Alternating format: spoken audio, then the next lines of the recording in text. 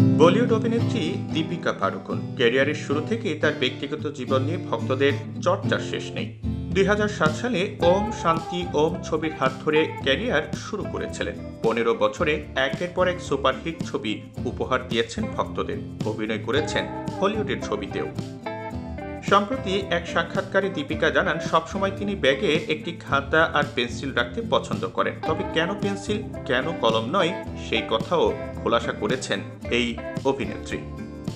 অভিনেত্রী জানান যদি কোনো কথা বলতে গিয়ে বারবার আটকে যান তাহলে দাঁতের মধ্যে পেন্সিল চেপে ধরে সেই কথাটি কয়েকবার বলতে থাকেন তিনি। এরপর কথা বলার সময় আর আটকে যান না।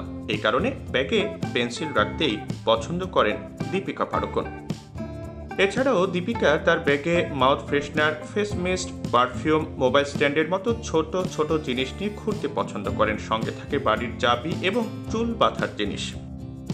এখানে বলে রাখা ভালো যে রণবীর কাপুরের সঙ্গে তার প্রেম ব্রেকআপ একটা সময় ছিল মিডিয়ার মুখরোচক খবর। পরে একাধিক তারকা ক্রিকেটারের সঙ্গে দীপিকা পাড়ুকোনের নাম জড়িয়েছে।